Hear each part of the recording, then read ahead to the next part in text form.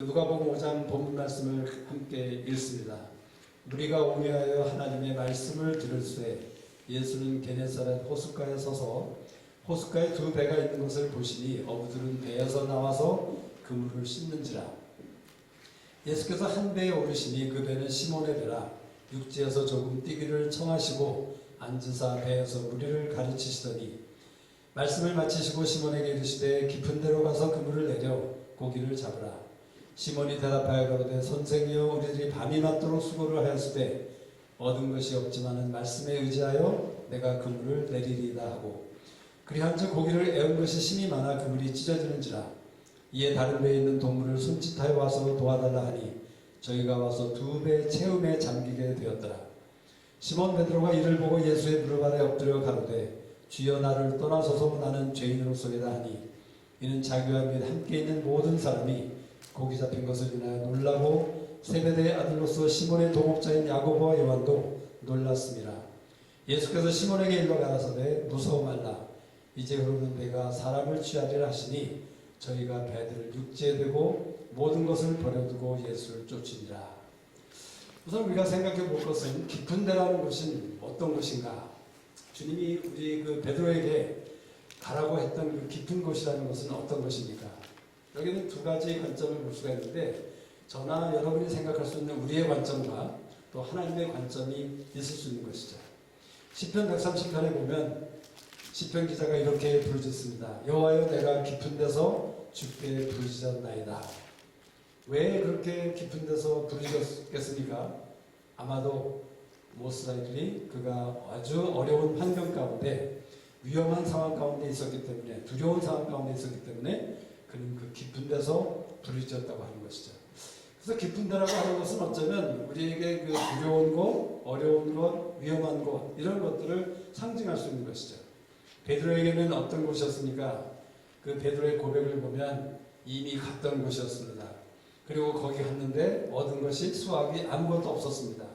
실패를 경험한 곳이죠.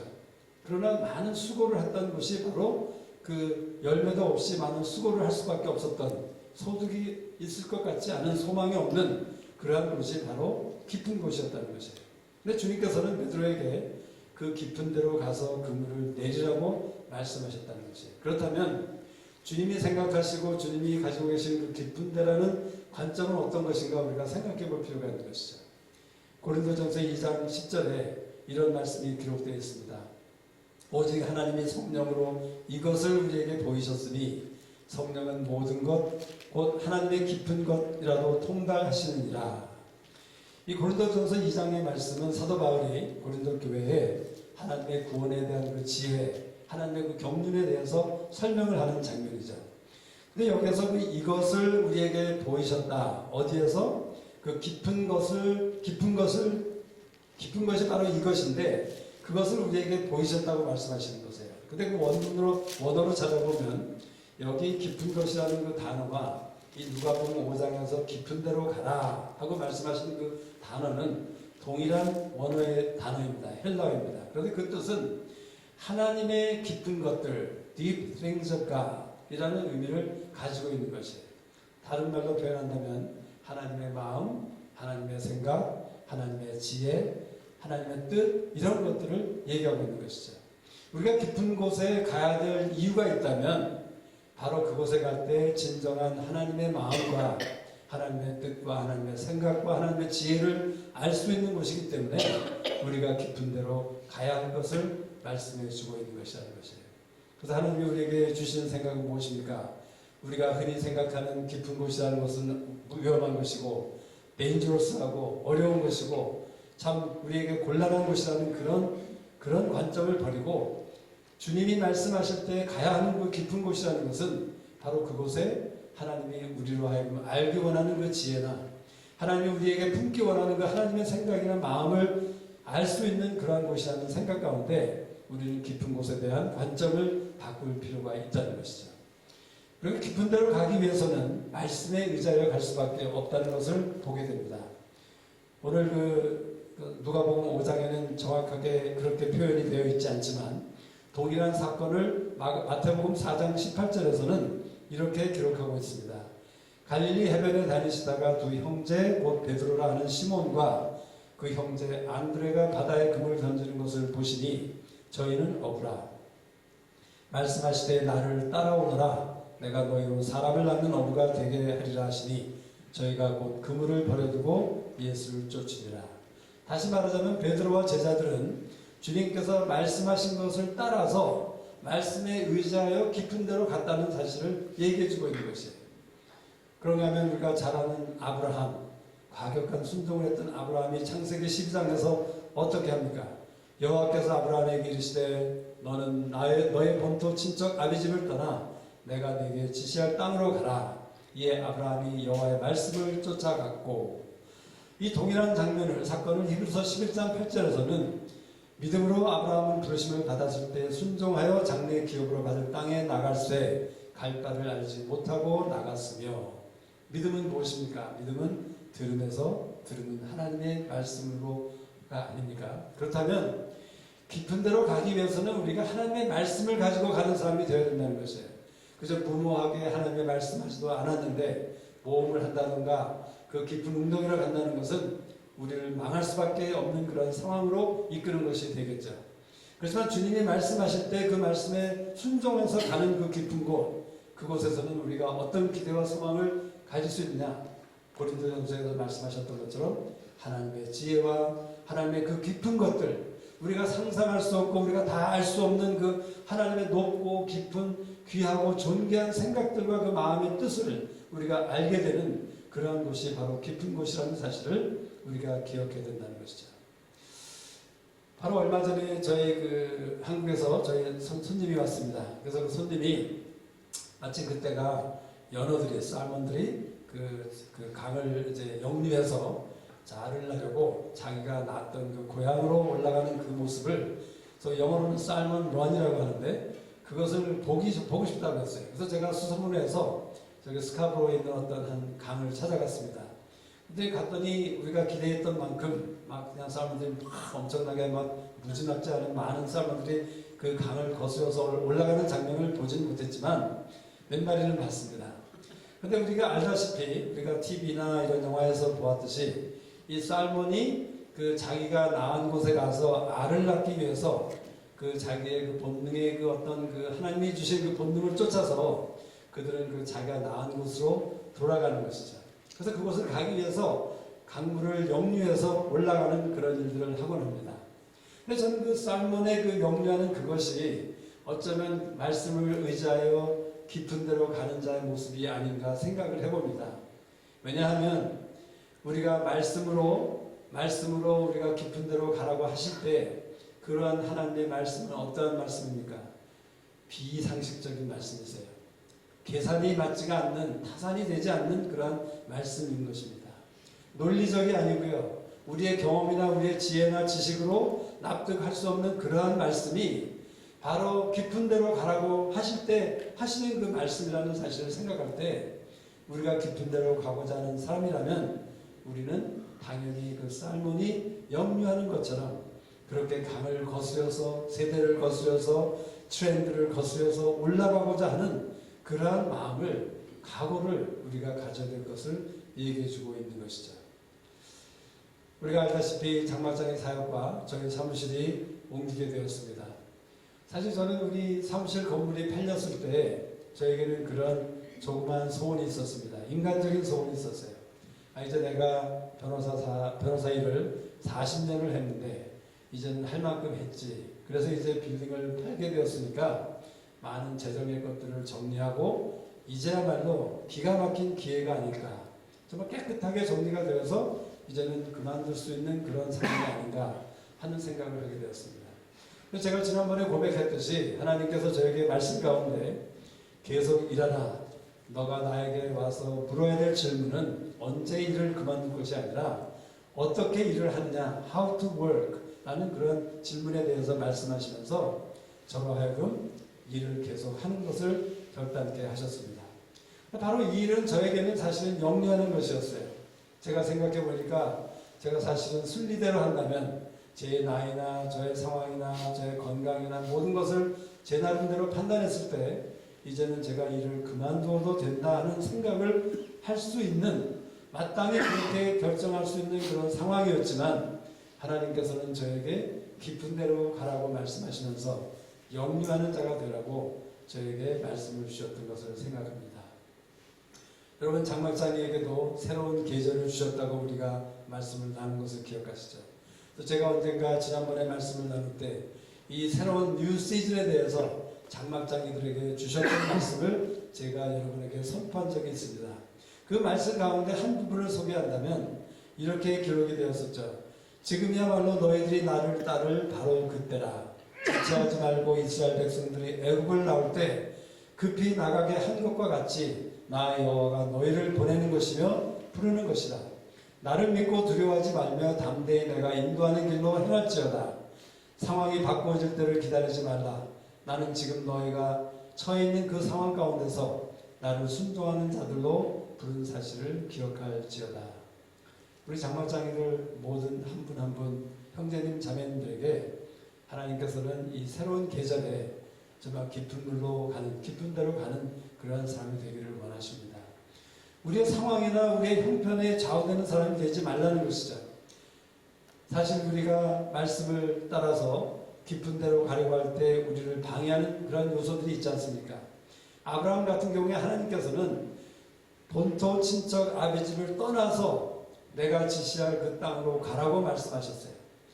그 우리 삶 가운데, 아브라함의 삶 가운데 본토 친척 아비집이라는 것은 무엇을 의미하는 것입니까? 한마디로 얘기한다면 security와 peace를 얘기하는 것이에요. 안정과 평강을 얘기하는 것이죠. 우리 모두가 안정한 것을 얼마나 추구하고 좋아하는 사람들입니까? 재정적인 안정, 건강적인 안정, 관계적인 안정, 이런 많은 안정을 저희들이 구하고 정말 저희들은 그것을 사모하는 그런 사람들이 우리의 모습이라는 것이죠. 근데 사실 이러한 본토 친척 아비집이라는 것은 우리에게 안정과 평강을 줄 뿐 아니라 우리에게 즐거움을 줄 수도 있습니다. 우리가 너무나도 익숙하기 때문에 우리가 그것에 대해서 떠나기를 꺼려하는 그런 모습들이 있다는 것이죠. 우리가 잘 아는 요한복음에 나오는 38년 된 병자, 그 병자가 왜 주님께서 그 병자에게 나타나셔서 내가 낫기를 원하느냐 질문하셨던 이유가 무엇이라고 우리가 나눴습니까? 그 병자는 어쩌면 그 병 가운데 처음 몇 달 동안, 처음 몇 년 동안은 그 병이 낫기를 아마 데스퍼레이트리 소원했을 것이에요. 그러나 그 병에 익숙해지게 되면서 해가 가면 갈수록 이제는 그 병에 너무나도 익숙한 자가 되어서 이제는 내가 이런 사람인가 보다, 나는 평생 이렇게 살아야 되는가 보다 하는 그러한 사람으로 되었던 것을 우리가 생각하는 것이죠. 하나님께서는 우리가 깊은 데로 가는데 말씀을 의지해서 가야 되는데 우리에게 그 방해하는 그런 나의 본토와 친척 아비집을 떠나라고 말씀하시는 것이에요. 또 한 가지 우리에게 방해가 되는 것은 무엇입니까? 우리가 처해 있는 상황이죠. 많은 사람들이 하나님의 일을 하자고 할 때 제일 첫 번째 이유가 무엇입니까? 핑계가 무엇입니까? 내가 시간이 없기 때문에, 나는 재정이 안 되기 때문에, 저를 포함해서 우리 모두가 생각할 수밖에 없는 그런 상황이 우리의 깊은 데로 가는 그 길을 방해한다는 것이에요. 우리가 그 사사기서를 보면, 그 사사기 초반에 보면 이러한 말씀이 기록되어 있습니다. 가나안 백성들이 이스라엘 백성 중에 거하였더라 라고 기록이 되어 있는 반면에 어떤 대목에서는 이스라엘 백성들이 가나안 백성 가운데 거하였더라, 이렇게 말씀이 두 가지로 표현되어 있는 것을 보게 돼요. 그것은 무엇을 말합니까? 만약 가나안 사람들이 상황이라고 우리가 이해를 한다면, 우리가 하나님의 백성된 이스라엘이 상황 속에 거하였더라, 그와 반대되는 것은 상황이 이스라엘 백성들 가운데 거하였다라는 것으로 우리가 생각해 볼 수 있는 것이죠. 무엇을 말하고 있습니까? 상황에 의해서 매여있고 좌우되는 상황이 우리에게 올무가 되어서 우리의 발목을 잡고 있는 그런 상황이 바로 이스라엘 백성들이 가나안 족속 가운데 거하는 상황을 얘기하는 것이고, 반대로 상황이 우리를 더 이상 어찌하지 못할 때, 그 상황이 나를 더 이상 묶지 못할 때, 그래서 상황을 막론하고 내가 하나님이 가라고 하시는 말씀에 따라서 깊은 곳으로 갈 수 있는 그런 삶이 될 때는 우리는 당연히 하나님의 백성으로서 상황이 우리 가운데 거하는 그런 사람이 되는 것을 얘기하고 있는 것이죠. 우리가 말씀을 의지해서 깊은 데로 갈 때에 우리에게서 요구되는 그런 몇 가지 현상들이 있다는 것을 생각해 볼 수 있습니다. 주님께서는 주님이 이 땅에 오셨습니다. 어쩌면 주님이 오신 이 땅은 주님에게는 기쁜 곳이었어요. 그렇죠? 하나님의 말씀을 순종하는 가운데 그 하나님의 아버지를 순종하기 위해서 이 땅에 오셨던 것이에요. 근데 빌립보서 2장에 보면 어떻게 기록이 되어 있습니까? 그는 근본 하나님의 본체시나 하나님과 동등됨을 취할 것으로 여기지 아니하시고 오히려 자기를 비워 종의 형체를 가져 사람들과 같이 되었고. 여기서 우리가 주의할 말씀 단어는 무엇입니까? 동등됨을 취할 것으로 여기지 아니하셨다. 취하지 아니하셨다. 그리고 자기를 비워 종의 형체를 가졌다. 이 두 가지 어휘를 우리는 주목해야 되는 것이에요. 이것을 간단하게 얘기하자면 권리 포기와 스스로를 낮추신 것이죠. 여러분, 우리는 얼마나 권리를 포기하는 사람들입니까? 우리가 말씀을 따라서 사는 사람이라고 그런 사람이 되기를 소원한다고 하면서도 우리는 많은 경우에 나의 권리를 포기하기는커녕 내 권리가 아닌 것까지도 취하려고 하는 그런 욕심이 있는 사람으로 살 때가 너무나도 많다는 것이죠. 우리 모두는 낮춰야 된다는 것을 너무나 잘 알고 있습니다. 우리가 종이 되어야 된다는 것, 섬겨야 된다는 것을 너무나도 잘 알고 있지만 우리는 얼마나 나 스스로를 낮추고 있는지 주님께서는 이 빌립보서 2장의 말씀을 통해서 우리에게 말씀해 주고 계신 것이죠. 베드로와 제자들은 어떻게 했습니까? 그물을 다 버려두고 주님을 쫓아갔다고 말씀 기록하고 있는 것이에요. 여러분, 다 버려두고, 참 이 말씀은 우리가 예를 들어서 여러분이 전도여행을 가야 되는데, 또는 예를 들어서 여러분이 하나님이 말씀하신 어떤 선교지로 정말 선교사로 나가야 되는데 부르심을 받았는데, 만약 여러분이 지금까지 하고 왔던 어떤 사업이나 또는 가지고 있는 가정이나 모든 관계들을 다 버려두고 교회 일과 교회 모든 직분과 나의 재정과 모든 것을 다 버려두고 떠나가야 한다면 그것이 얼마나 참 어려운 일이겠습니까? 그런데 말씀을 의지하고 깊은 데로 가고자 하는 사람들은 그런 것을 버려둘 수 있는 그런 결단과 용단이 있어야 된다는 사실을 말씀해 주고 계신 것이에요. 여러분, 누가복음 15장에 보면 그 양 한 마리, 잃어버린 양 한 마리 이야기가 나오고 있습니다. 근데 거기에 재미나는 대목이 있죠. 그 목자가 99마리를 다 들에 두고 한 마리 잃어버린 양 한 마리를 찾기 위해서 떠났다는 말씀을 기록하고 있다는 것이에요. 참 그 목자는 너무나도 책임이 없는 무책임한 그러한 목자라고 우리가 우리의 상식과 우리의 지식으로 판단한다면 그런 목자밖에 될 수가 없는 것이죠. 어떻게 99마리를 들에 놔두고, 그렇다면 어떻게 됩니까? 그 99마리가 일이나 사나운 짐승으로 인해서 먹힐 수가 있는 가장 위험한 상황인데 그것을 그대로 들에 두고 버려두고 한 마리를 찾아서 떠나간 목자, 그 목자가 누구십니까? 우리의 선한 목자 되시는 주님이 하십니까? 주님이 어떻게 그런 무모한 짓을, 주님이 어떻게 그러한 모험을 할 수 있었을까? 우리가 생각해 봐야 되지 않겠습니까? 그 답은 무엇입니까? 주님께서 그렇게 하실 수 있었던 이유는 하나님 아버지를 신뢰하였기 때문인 것이에요.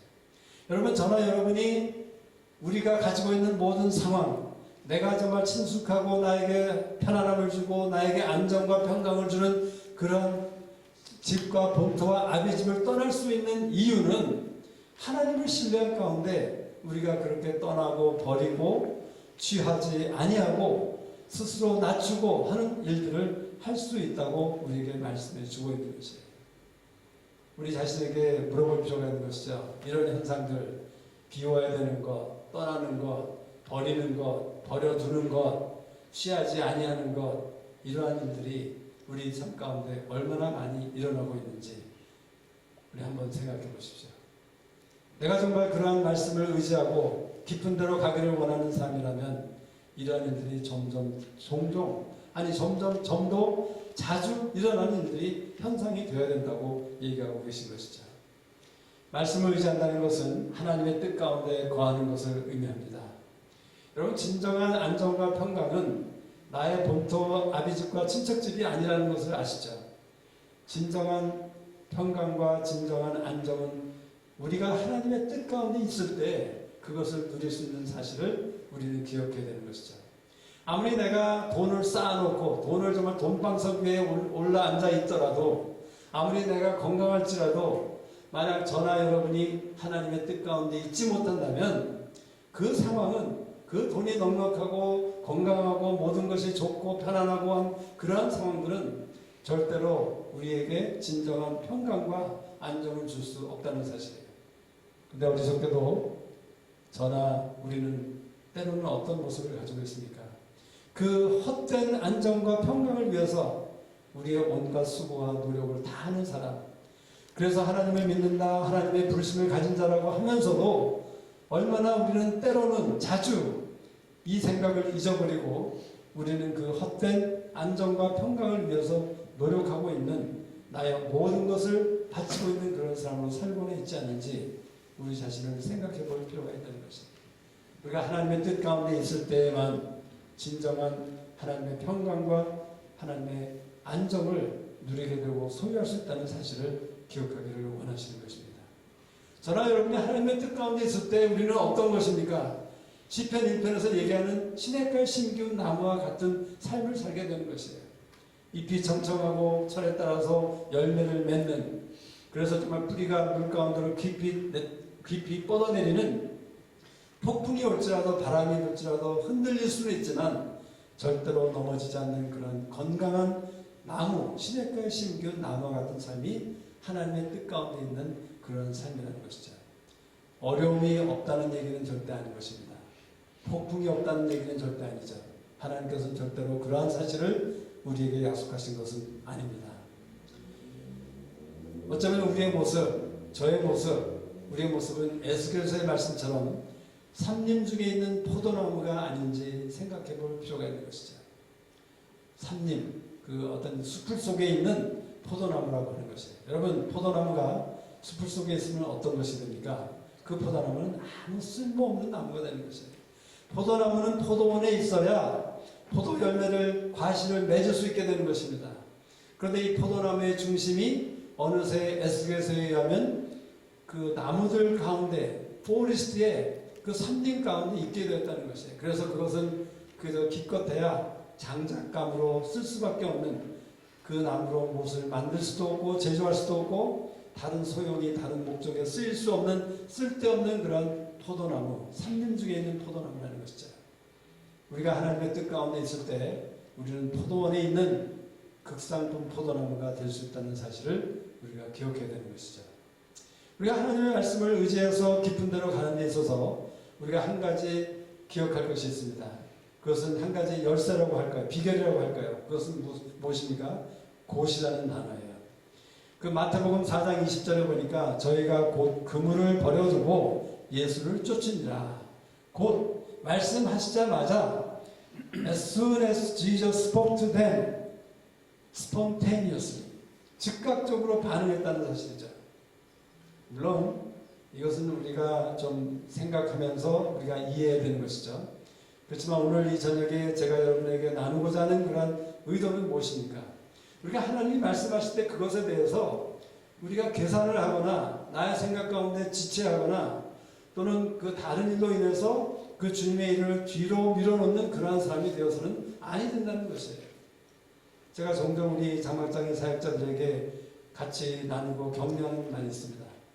우리가 장막장의 사역에 부르심을 받은 사람이라면 우리의 모든 시간표를, 우리의 모든 그 타임테이블을 하나님의 장막장의 부르심을 위해서 열어놓으십시오.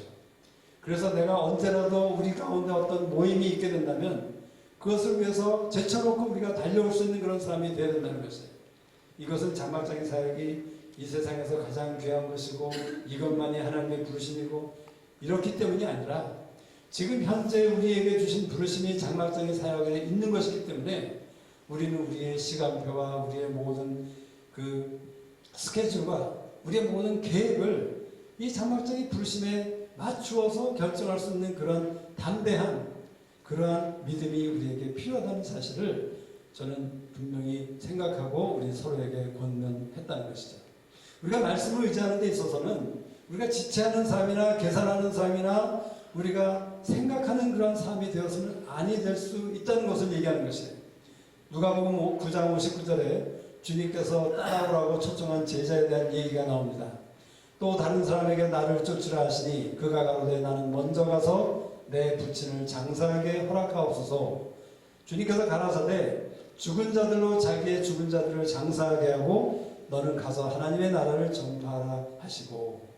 얼핏 이 말씀을 보면 참 주님이 이기적이시고 주님이 참 너무하셨다, 너무 과하게 말씀하신다 라는 그런 생각을 할 수가 있는 것이죠. 그래서 제가 아까도 말씀드렸지만 제가 장막장의 사역자들에게 스케줄에 대해서나 이런 것들이 그냥 그 고지것대로 들을 것이 아니라 그 에센스를 우리가 이해하시면 되는 것입니다. 주님께서 이 말씀하신 의도는 무엇입니까? 이 당시에 사람을 죽은 자를 장사하는 것은 7일 동안 이루어졌다고 해요. 우리 한국 사람들은 보통 3일장을 하죠. 그런데 7일장을 했다고 해요. 그래서 이 주님께서 걱정하시고 염려하셨던 것은 무엇이냐면 이 주님께서 보시니까 이 사람이 참 가능성 있는 사람이었어요. 주님의 부르심을 따라서 제자가 될 수 있는 아주 좋은 그러한 그 제자의 제작감이 될 수 있는 사람이었다는 것이죠. 전설에 의하면 이 사람이 바로 빌립이었다고 해요. 그런데 이 사람이 만약 그 아버지를 장사하는 곳에 다시 돌아가게 되면 어떤 일이 있을까를 주님께서 생각하셨던 것이에요. 7일 동안 그곳에 가서 장사를 하다 보면 아마도 다른 가족들을 만나게 되고 형제와 또 자매들을 만나게 될 것입니다. 그러다가 아버지께서 쓰고 가신 유언장을 보게 되겠죠. 그 유언장에 보니까 이렇게 재산을 나누어라. 그것에 대해서 형제들과 의논을 해야 됩니다. 또 살아계신 그 어머님과 또 의논을 해야 되고요. 절차를 밟아야 되고 이런 모든 것들을 하다 보면 어느새 주님의 부르심에 대해서 그것이 더 이상 그 사람에게는 가장 우선권이 될 수 없는 그러한 상황으로 변질될 수밖에 없기 때문에 주님께서는 죽은 자들로 너의 죽은 자들을 장사하게 하고 너는 가서 하나님의 나라를 전파하라. 그렇게 말씀하셨다는 것이에요.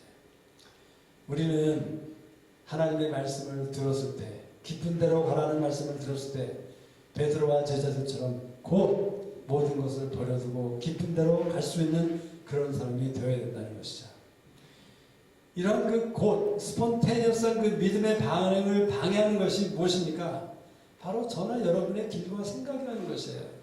내가 가지고 있는 상식이나 지식이나 경험이나 이런 것들로 인해서 우리는 하나님의 말씀에 대해서 즉각 반응하는 것에 대해서 우리는 반응하지 못하고 지체하고 계산하고 그러다가 우리는 떠나버릴 수밖에 없는 그런 사람이 될 수 있다는 위험을 우리에게 말씀해 주시는 것이죠.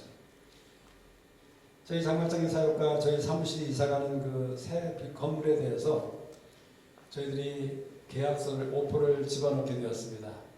근데 오퍼를 집어넣는데 저희가 그 파는 사람이 원하는 가격보다 10몇만 불을 싸게 저희들이 집어넣었어요.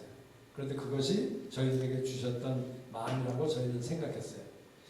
근데 제가 좀 염려했던 것은, 인간적으로 염려했던 것은, 야, 이건 너무 내려서 오퍼를 넣는 것이 아닌가, 그런 생각을 잠깐 했었습니다.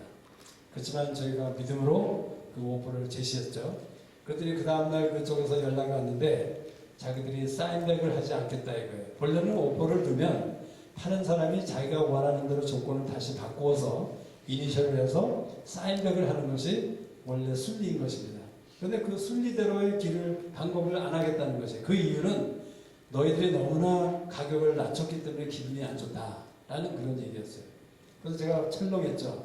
사실 저희들의 상황은 그 당시에는 저희들이 갈 수 있는 그런 장소나 그런 상황이나 시간적으로 다른 것이 없다는, 참 힘들다는 그러한 생각 가운데 있었기 때문에 어떻게 해서라도 이 건물을 우리가 택할 수 있도록 돼야 된다 하는 그런 강박감, 그런 생각 가운데 있었을 때였어요. 그런데 그쪽에서 너무나도 기분이 나쁘다고 안 하겠다는 거예요. 못 하겠다는 것이에요. 그래서 우리 측의 부동산에서는 어떻게 그럴 수가 있냐. 순리대로 니네들이 원하면 가격을 다시 네가 원하던 전체 가격을 다시 쓰든 사인백을 해라. 그래야 우리가 너의 의도를 알 것이 아니냐라고 얘기했지만 아무 대답이 없었습니다. 근데 그 다음날 아침에 제가 염려 가운데, 걱정하는 가운데 말씀 앞에 나갔을 때 이사야서 50장 6절의 말씀을 저에게 주셨어요. 나를 때리는 자들에게 내 등을 맡기며 나의 수염을 뽑는 자들에게 나의 뺨을 맡기며 수욕과 침뱉음을 피하려고 내 얼굴을 가리지 아니하였느니라. 이것은 물론 주님에 대해서 말씀하신 것이죠. 근데 이 말씀을 제가 읽게 되면서 하나님이 원하시는 것은 어쩌면 저쪽 파는 사람이 원하는 대로 그대로 따라가라고 하는 것인가 보다 하는 그런 생각을 하게 되었어요. 그래서 제가 사무실에 오자마자 9시 10분 이전에 제가 우리 부동산 에이전트에게 카카오를 보냈습니다. 형제님, 제가 오늘 아침에 말씀을 보면서 하나님이 주신 마음인데 저 사람들이 원하는 대로 하라고 합니다. 그래서 사실은 제가 가격도 정말 한 1푼도 만약 못 깎을 그런 형편이 될지라도 그것이 만약 저 사람들이 원하는 것이라면 우리가 그렇게 하도록 우리가 하십시다 하는 그런 마음을 표현하는 그런 카톡을 보냈죠. 그런데 그 카톡을 보낸 지 1시간도 안 돼서 답이 왔는데 저쪽에서 연락이 왔는데 오퍼를 가지고 왔다 갔다 할 것이 아니라 직접 날짜와 시간을 정해서 만나서 거기서談판을 짓자라는 그런 연락이 온 것이에요. 그래서 저는 당연히 그렇다면 그들이 원하는 대로 우리가 하십시다. 그래서 결국은 어떻게 됐습니까? 그들이 원하는 대로 그곳에 가서 만나서 단판을 짓게 되었고 하나님께서 저희들에게 이 새 빌딩을 주셨던 것을 생각하는 것이죠. 그런데 그러다가 이 문제가 다 해결된 것이 아니라 얼마 있다가 서류를 보다 보니까 이 파시는 분이 실수를 했는지 거짓말을 했는지 그 매달 내는 그 카먼 익스펜스라는 그 콘도에 내는 매니지먼트 컴퍼니 내는 그 비용이 있는데 그것을 한 100불 정도를 적게 기록을 해서 저희들에게 얘기를 했었어요. 사실 한 달에 100불이면 1년이면 1200불이고 5년이면 6000불이 되는 큰 돈이 될 수도 있는 것이죠. 원래 순리대로 한다면 이런 경우에는 가격을 이제 깎는 것이 원칙이었습니다. 그래서 저희는 이제 가격을 깎자. 그러다가 그래도 제 생각에 그래도 참 그 파시는 분이 정말 우리에게 잘 해줬는데 그러면 깎는 것은 둘째치고 거기 그림이 3개가 있었거든요. 그런데 그 3개가 참 다 좋은 아주 쓸만한 그런 그림이었어요. 그래서 하나는 그 사람이 굉장히 좋아한다는 사실을 처음부터 알았기 때문에 그러면 그 그림 2개만은 놓고 가라 하는 것을 우리가 얘기를 하자고 했어요. 그랬더니 저쪽에서 반응이 아주 시큰둥하게 왔습니다. 지금 와서 또 뭐 이렇게 그림을 달라 그러느냐, 뭐 우리가 이렇게 잘해줬는데 하는 그런 반응이었죠. 근데 그 다음날 그런 과정 가운데 제가 다시 말씀을 보는데 하나님께서 저에게 말씀해 주신 것은 하나님이 말씀하신 하나님의 뜻은 나의 열심으로 반드시 이루신다 하는 그런 말씀을 주시는 것이에요. 물론 제가 잘 알고 있었던 말씀이죠. 그런데 이 말씀을 통해서 저희가 곧 생각하게 하신 것은 저는 분명히 성령님께서 저를 인도하신 것이라고 믿죠. 저에게 말씀해 주신 것은 무엇이냐면 너는 왜 그런 그 그림과 같은 하찮은 것을 가지고 내가 이루고자 하는 일을 방해하고 있느냐, 막고 있느냐 하는 그런 꾸준하시는 그런 말씀인 것 같았어요. 그래서 제가 또 금방 카톡을 우리 에이전트에게 보냈습니다. 저쪽에서 그림을 못 주겠다 하면 그냥 포기하십시다. 가격도 깎지 마십시다. 그들이 원하는 대로 하십시다. 그런데 30분 있다가 금방 또 답이 왔어요. 저쪽에서 답이 왔는데 그림을 주겠다고 답이 왔다고 합니다. 우리가 하나님의 말씀을 의지해서 깊은 데로 가기 위해서는 우리는 하나님의 말씀에 대해서 즉각 반응할 수 있는 그런 마음의 준비가 필요한 것입니다. 그리고 우리 가운데 그러한 반응을 방해하는 것, 나의 길과 생각들을 우리는 내려놓을 수 있는 준비가 되어야 되는 것이죠. 우리가 깊은 데로 갈 때 우리 안에 변화가 있게 됩니다. 먼저는 우리 스스로가 이루어야 될 그런 변화가 있어요. 물론 하나님의 도움이 필요한 일입니다. 근데 그것은 무엇입니까? 우리가 베드로의 사건을 보니까 베드로가 고기를 애운 것이 많아. 아주 기적이 일어났죠. 그렇죠?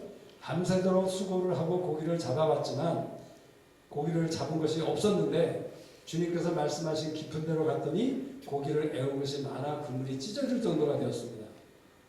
하나님의 행사를 경험한 것이에요. 우리가 간혹 깊은 데로 갈 때에 하나님께서는 우리에게 이적과 기사를 경험케 하십니다. 많은 사람들은 그것을 참 기뻐하죠. 그것으로 할렐루야 합니다. 그런데 하나님의 마음은 어떤 것입니까? 우리가 언제나 하나님의 마음이 어떠한지를 나의 생각과 나의 길과 반면에 하나님은 어떠한 마음과 생각을 가지고 있는지를 생각해 볼 필요가 있는 것이에요. 히브리서 3장 말씀을 보니까 그러므로 성령이 이르신 바와 같이 오늘날 너희가 그의 음성을 듣거든 노하심을 격동하여 광야에서 시험하던 때와 같이 너희 마음을 강박케 하지 말라. 거기서 너희 열조가 나를 시험하여 증언하고 40년 동안의 나의 행사를 보았느니라. 그러므로 내가 이 세대를 노하여 가로되 저희가 항상 마음이 미혹되어 내 길을 알지 못하는도다. 무슨 말씀입니까? 하나님께서는 이스라엘 백성들이 광야에서 하나님을 10번이나 시험했는데 하나님의 이적과 기사를 10번이나 경험하는 가운데 그들에게서 구하셨던 원하셨던 것은 무엇입니까? 그 행사를 통해서 하나님의 길을 아는 자가 되기를 원하셨다는 것이에요. 우리가 깊은 곳에 가서 하나님의 일들을 경험하게 될 때 하나님이 우리에게서 구하시는 변화는 무엇입니까? 하나님을 아는 자, 하나님의 길을 아는 자가 되기를 원하시는 것이라는 사실을 우리가 기억해야 되는 것입니다. 그렇다면 깊은 데로 갈 때 하나님이 이루시는 변화는 무엇입니까? 우리가 깊은 데로 갈 때 하나님께서는 우리를 사람을 취하는 자로 변화시킨다는 것이에요. 주님께서 베드로에게 그렇게 약속하셨습니다. 내가 이후로는 사람을 취하는 자가 되게 하겠다라고 말씀하셨어요. 사람을 취한다. 사람을 취한다는 것은 무엇을 의미하는 것입니까? 목숨을 취한다, 목숨을 얻는 것이다 라고 우리는 생각할 수 있는 것이에요. 그렇죠? 사람, 생명, 목숨. 사람을 취한다는 것은 목숨을 얻는다는 것을 얘기하는 것이에요. 우리가 요한복음 10장에 보면 주님에 대해서 이렇게 말씀하고 있습니다. 아버지께서 나를 시험하시는 것은, 사랑하시는 것은 내가 다시 목숨을 얻기 위하여 목숨을 버리느라. 이를 내게서 빼앗는 자가 있는 것이 아니라 내가 스스로 버리노라. 나는 버릴 권세도 있고 다시 얻을 권세도 있으니 이 계명은 내 아버지에게서 받았노라 하시니. 두 가지를 말씀하실 것이죠. 나는 주님은 내 목숨을 스스로 버린다. 그런데 그 이유는 목숨을 다시 얻기 위해서다. 누구의 목숨을 얻기 위해서입니까? 먼저는 주님의 목숨이죠. 주님께서 다시 부활하시지 않으셨습니까? 그러나 이 목숨을 얻는다 해서 이 목숨이라는 사실은 어쩌면 우리 모든 주님을 예수 그리스도를 믿음으로 말미암아 구원을 얻는 새 생명을 얻는 모든 사람의 목숨을 말씀하는 것이라고 우리는 생각해 볼 필요가 있어요. 주님은 스스로 자기 목숨을 버리신 이유가 만민의 목숨을 얻기 위해서 버리셨다고 얘기하고 있는 것이에요. 주님께서 베드로를 또 우리를 사람을 취하는 자로 택하셨다는 얘기는 주님께서는 우리로 하여금 사람들의 목숨을 얻는 자가 될 것을 얘기하고 있다는 것이죠. 그런데 목숨을 얻는 자는 어떤 사람입니까? 주님처럼 먼저 스스로 자기의 목숨을 버릴 수 있는 자만이 목숨을 얻을 수 있다는 사실을 우리에게 말씀해 주시는 것이에요. 요한복음 12장 24절에 내가 진실로 진실로 너에게 이르노니 한 알의 밀이 땅에 떨어져 죽지 아니하면 한 알 그대로 있고 죽으면 많은 열매를 맺느니라. 사람들이 깊은 데로 가는 이유는 이적과 기사를 경험하기 위해서 가는 사람들이 많습니다. 오병이어 때의 사건을 보면 그 군중들, 무리들은 어떤 삶이었습니까? 그 떡으로 배부르니까 주님을 왕으로 삼고자, 강제로라도 왕으로 삼고자 그들은 주님을 찾아다녔던 사람들이죠. 많은 사람들이 그렇다는 것이에요. 그러나 여기에 있는 우리 모두는 깊은 데로 말씀에 의해서 가야 되는 그 이유가 있다면 가장 먼저는 내가 주님을 알아가는 주님의 길을 아는 자로 변화되기 위해서이고, 두 번째는 무엇입니까? 하나님이 원하시는 목숨을 얻는 자가 되기 위해서 하나님은 우리를 깊은 데로 가기를 원하신다는 것입니다. 하나님께서는 많은 목숨을 얻기 위해서 어떤 목숨을 버리셨습니까? 주님의 목숨을 버리셨어요. 주님의 목숨은 어떤 것입니까? 그 어느 사람의 목숨보다, 영원 우주 가운데 그 어떤 목숨보다도 가장 존귀하고 가치 있는, 어떻게 값을 매길 수 없는 그런 존귀한 목숨을 하나님께서는 우리의 목숨을 위해서 버리시고 주셨다는 사실을 우리가 너무나도 잘 알고 있지 않습니까? 그렇게 됐을 때 결과는 어떤 것이었죠? 그 주님의 목숨을 통해서 많은 목숨, 만민의 목숨, 큰 목숨들을 다시 얻게 되는 그러한 축복의 일들을 하나님이 이루셨다는 사실을 생각할 때 우리가 어떤 것을 생각할 수 있습니까?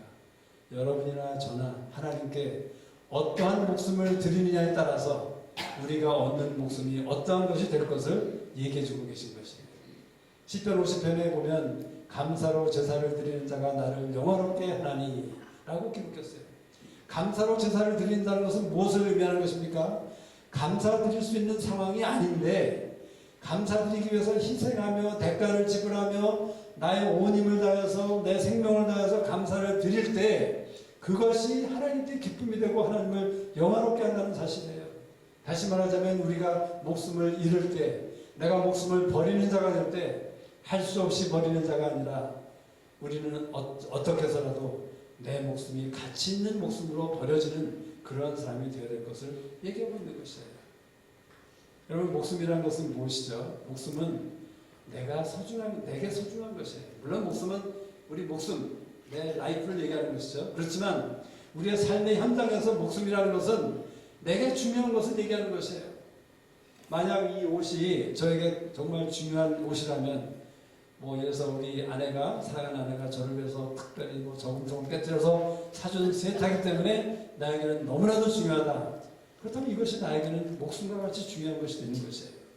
목숨이라는 것은 우리에게 소중한 체면, 자존심, 나의 이름, 나의 명예, 나의 자격, 이런 것들, 나의 그런 어떤 교회 안에서 어떤 포지션, 이런 것들이 우리에게 목숨이라고 말씀해 주시는 것이죠. 근데 우리가 간혹 사람들 사이에서 특별히 이 자리에 있는 우리 서로에 대해서도 우리가 서로로 인해서 마음이 상하고 마음이 어렵고 힘들게 하는 그런 일들이 일어나는 것을 볼 때 그것은 왜 그렇습니까? 어쩌면 저나 우리 모두가 목숨을 버리지 못하기 때문에 나의 자존심을 중요하게 생각하기 때문에 나의 체면이 너무나도 나에게 귀하기 때문에 내가 그것을 내려놓지 못하고 버려두지 못하고 비우지 못하고 그렇기 때문에 그러한 현상이 일어나는 것이 아닌가. 저는 하나님이 주시는 마음이 있다고 생각합니다. 이 자리에 있는 우리 모두들, 우리는 사람이기 때문에, 인간이기 때문에, 죄인이기 때문에 우리가 이런 마음, 상한 마음이 없을 수가 없는 것이죠. 이 자리에서 누구라도 나는 그러한 일이 절대 없습니다 라고 고백할 수 있는 사람이 있었으면 좋겠지만 저는 그런 사람이 아무도 없으리라고 생각합니다. 우리 모두는 서로를 사랑하기 때문에, 사랑하는 사람들이기 때문에 그 사랑하는 사람들로 인해서 때로는 어려움을 가지게 되고 마음이 상함을 당하게 되고 마음이 아프게 될 수 있다는 것이에요. 근데 오늘 이 저녁에 하나님께서 우리 모두의 목숨을 내려놓고 버리라고 말씀하세요. 목숨을 얻기 위해서, 내가 그 어떤 진짜나 어떤 형제를 위해서 나의 목숨을 내려놓고 버리고 정말 버려둘 때 하나님께서 그 형제나 그 자매를 목숨을 귀히 일으키시는 그런 변화를 우리 가운데 있게 하실 것이라는 것이죠. 여러분, 이 일에 대해서 그렇게 하시기를 원하십니까? 물론 어떤 분들은 직접 가셔서 고백할 필요도 있어요. 그렇지만 우리 모두가 고백하지 않을지라도 우리의 마음 가운데 믿음으로 하나님 앞에서 하나님, 내가 저 형제에게 어려운 마음을 가졌던 것, 또는 저 자매를 어렵게 했던 것 용서해 주십시오. 내가 저 형제가 나를 마음을 아프게 했던 것 용서합니다 하는 이러한 일들을 우리가 하나님 앞에 믿음으로 고백하고 믿음으로 작정할 때에 하나님께서 우리의 공동체 가운데 하나님의 그 평강과 하나님의 안정을 우리 가운데 누리게 할 것이라는 것이죠. 요한복음 21장 15절에 저희가 조반 먹은 후에 예수께서 시몬 베드로에게 이르시되 요한의 아들 시몬아, 내가 이 사람들보다 나를 더 사랑하느냐 하시니 가로되 주여 그러하외다. 내가 주를 사랑하는 줄 주께서 아시나이다. 가라사대 내 어린 양을 먹이라 하시고. 여기서 재미있는 대목은 시몬아, 내가 이 사람들보다 나를 더 사랑하느냐, 이 말은 무슨 말입니까? 주님께서 시몬 베드로에게 물으셨던 질문은 너는 이 세상의 그 어떤 사람들보다도 나를 제일 먼저 가장 많이 사랑해야 돼 라는 그러한 말씀을 하고 계신 것이에요. 굉장히 이기적으로 들릴 수 있는 그런 말씀이시죠.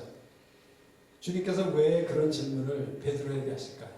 근데 이 질문은 베드로에게만 하신 것이 아니라 주님을 따라가기 원하는 우리 모두, 깊은 물로 가기를 원하는 우리 모두에게 하시는 질문이에요.